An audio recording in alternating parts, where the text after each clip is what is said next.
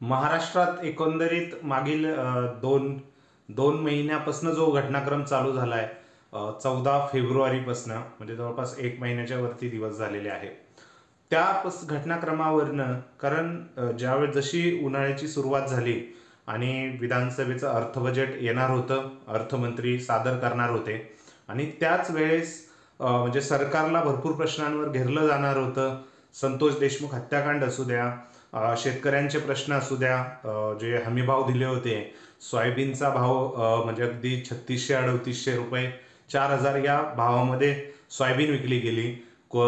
ज्यावेळेस कांद्यावरच्या निर्यातीवरती कर आकारण्यात आला आणि जे मेजरली दोन मंत्री होते, धनंजय मुंडे आणि कोकाटे, यांच्यावरती जे झालेले आरोप, जयकुमार गोरे यांच्यावरही झालेले आरोप, या सर्वांमध्ये सरकारचं घेरी शक्य होतं. सरकारला आणि सगळ्यात मेजर अर्थमंत्री म्हणून बजेट सादर करताना लाडकी बहीण योजना आणि त्यानंतर जे प्रतिपादन केलं होतं की 2100 रुपये, 1500 रुपयावरनं 2100 रुपये, म्हणजे एवढा आर्थिक म्हणजे तंगी चालू असताना फक्त आपल्या निवडणुकीआधी ही योजना हे केली, ॲक्टिवेट केली आणि त्यानंतर त्याचे 1500चे 2100 करणार हेही निवडणुकीआधी प्रचार पत्रिकेमध्ये छापण्यात आलं आणि त्यावरनं सरकारला एवढ्या मोठ्या गोष्टींना आपल्याला सामोरं जावं लागणार असं वाटत होतं. आणि त्याचमध्ये कुठेतरी महाराष्ट्राच्या जनतेमध्ये प्रश्न आला की औरंगजेब जो छावा चित्रपट आला त्यानंतर औरंगजेबाविषयी अबू आझमी यांनी वक्तव्य केलं. त्यानंतर निलेश राणे, जे स्वतः हिंदू म्हणून पुढे येत आहे, हिंदू नेते म्हणून पुढे येत आहेत, त्यांचं उग्र वक्तव्य आलं आणि त्यानंतर नागपूर हिंसा झाली आणि आता नागपूर नंतर जे काही विधानसभेत आता ते त्याच्यावरती ॲक्शन घेण्याचं काम चालू आहे. या सर्वांमध्ये आपलं विधानसभेचं अधिवेशन पूर्ण गायब झालेलं आहे. आता फक्त 2 दिवसाचं, 3 दिवसाचं, 24, 25, 26 या 3च दिवसाचं अधिवेशन बाकी आहे.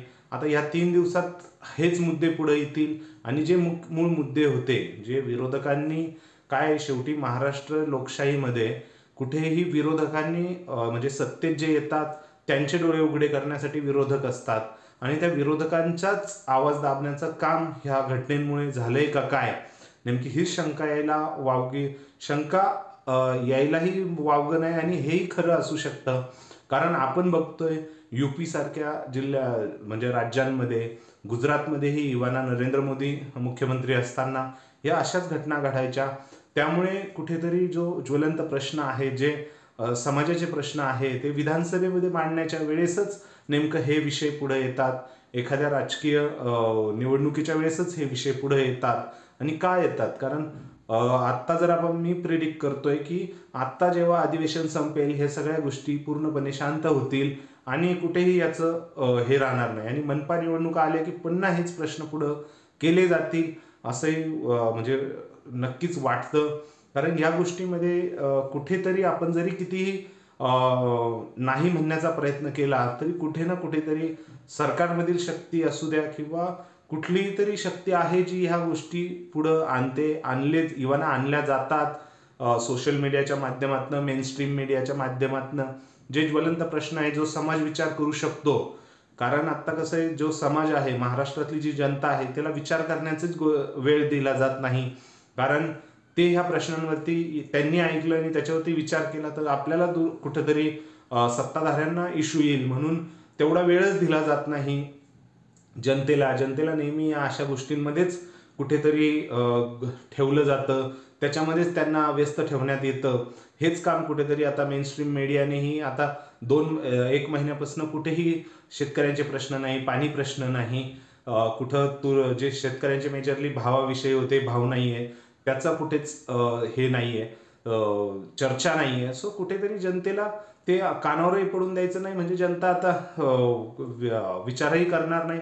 आता तर IPL चालू होतंय, सो IPL मध्येही जनता हे राहणार. सो या सगळ्या ज्या गोष्टी आहेत, जिथं टँकर मिळत नाहीये, पाण्याचे टँकर, अशा ठिकाणच्या लोकांसाठी सरकार काय प्रयत्नशील आहे हे कुठेच दिसत नाही, व्हिजनही दिसत नाही. आणि हे नक्कीच कुठेतरी सरकारमधनंच घडवलं जातंय का अशी शंका आहे. तुम्हाला काय वाटतंय ह्या गोष्टींबद्दल? ते नक्की कमेंट सेक्शनमध्ये कमेंट करून व्यक्त करा. व्हिडिओ आवडल्यास लाईक करा आणि आपल्या चॅनलला सबस्क्राईब करायला विसरू नका. धन्यवाद.